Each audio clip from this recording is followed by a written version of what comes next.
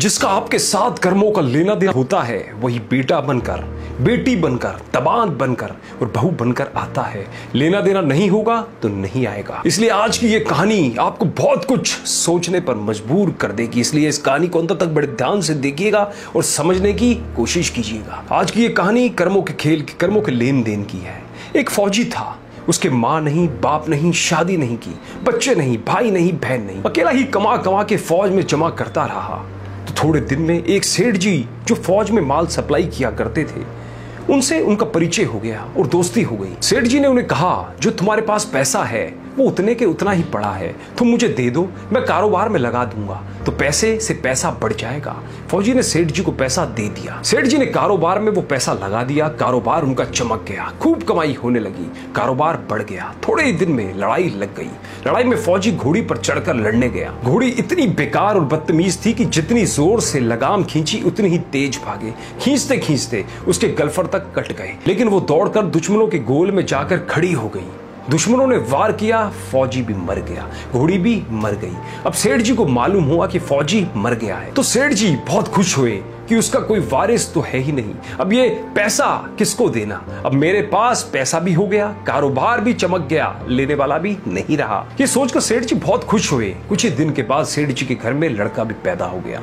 अब सेठ जी और खुश कि भगवान की बड़ी दया है, खूब पैसा भी हो गया, कारोबार भी हो गया, लड़का भी हो गया, लेने वाला भी मर गया। सेठ जी बहुत खुश। वो लड़का होशियार था, पढ़ने में समझदार था। सेठ जी ने उसे पढ़ाया लिखाया। जब वह पढ़ लिख कर बड़ा हो गया तो सोचा कि अब ये कारोबार संभाल लेगा, चलो अब इसकी शादी कर दें। शादी करते ही घर में बहू रानी आ गई।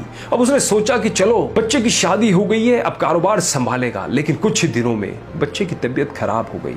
अब सेठ जी डॉक्टर के पास, हकीम के पास, वैद्य के पास दौड़ रहे हैं। वैद्य जी जो दे रहे हैं, दवा खिला रहे हैं और दवा असर नहीं कर रही, बीमारी बढ़ती ही जा रही है, पैसा बर्बाद हो रहा है और बीमारी बढ़ती ही जा रही है, रोग कट नहीं रहा है, पैसा खूब लगे जा रहा है। अब अंत में डॉक्टर ने कह ही दिया कि लाइलाज मर्ज हो गया है, इसको अब असाध्य रोग हो गया है, ये बच्चा 2-3 दिन में मर जाएगा। डॉक्टर के जवाब देने पर सेठ जी निराश हो गए और बच्चे को लेकर रोते हुए आ रहे थे। रास्ते में एक आदमी मिला। उसने पूछा कि सेठ जी क्या हुआ, बहुत दुखी लग रहे हो? सेठ जी ने कहा, ये बच्चा जवान था, हमने सोचा बुढ़ापे में हमारा सहारा बनेगा, शादी होते ही अब ये बीमार हो गया, हमने इसके लिए खूब पैसा लगा दिया, जिस डॉक्टर ने जितना मांगा उतना दिया, लेकिन आज डॉक्टरों ने जवाब दे दिया, अब ये बचेगा नहीं, असाध्य रोग हो गया है, इसे लाइलाज मर्ज है, अब घर ले जाओ, 2-3 दिन भी कटना मुश्किल लगता है। आदमी ने कहा, अरे सेठ जी तुम क्यों दिल छोड़ रहे हो? मेरे पड़ोस में वैद्य जी दवा देते हैं, 2 आने की पुड़िया खाकर मुर्दा भी उठकर खड़ा हो जाता है, जल्दी से तुम वैद्य जी की दवा ले आओ। सेठ जी दौड़ कर गए, 2 आने की पुड़िया ले आए और पैसा दे दिया। पुड़िया ले आए, बच्चे को खिलाई, बच्चा पुड़िया खाते ही मर गया। बच्चा मर गया। अब सेठ जी रो रहे हैं, सेठानी भी रो रही है और घर में बहुरानी और पूरा गांव भी रो रहा है।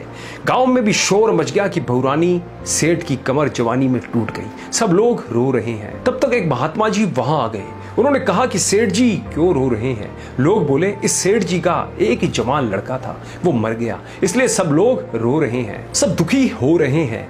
महात्मा बोले, सेठ जी क्यों रो रहे हो? सेठ बोले, महाराज जिसका जवान बेटा मर जाए वो रोएगा नहीं तो क्या करेगा? वो महात्मा बोले, तो आपको क्यों रोना? सेठ मेरा बेटा मरा तो और किसको रोना? महात्मा बोले, और उस दिन तो आप बड़े खुश थे। सेठ किस दिन? वे महात्मा बोले, अरे जिस दिन फौजी मर गया, सोचा कि अब पैसा भी नहीं देना पड़ेगा, माल बहुत हो गया, कारोबार खूब चमक गया, अब देना भी नहीं पड़ेगा, इसलिए बहुत खुश थे। महात्मा सेठ जी बोले, वही फौजी पैसा लेने के लिए बेटा बनकर आ गया, पढ़ने में, लिखने में, खाने में, पहनने में और शौक में, श्रृंगार में जितना लगाना था लगाया, शादी ब्याह में सब लगाया और ब्याज दर ब्याज लगाकर डॉक्टर को दिलवा दिया। अब जब 2 आने पैसे बच गए वो भी वैद्य जी को दिलवा दिए और पुड़िया खाकर चल दिया। अब कर्मों का लेना देना पूरा हुआ। सेठ जी ने कहा, हमारे साथ तो चलो कर्मों का लेना देना था, चलो हमारे साथ तो जो हुआ सो हुआ, लेकिन वो जवान बहुरानी घर में रो रही है, जवानी में उसको धोखा देकर विधवा बनाकर चला गया, उस बेचारी का क्या जुर्म था?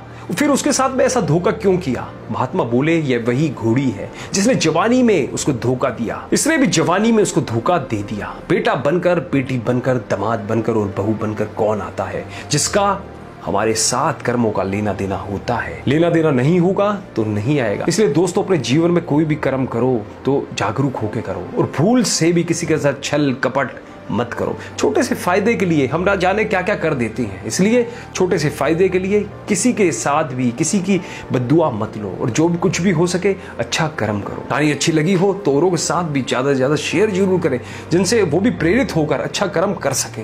धन्यवाद।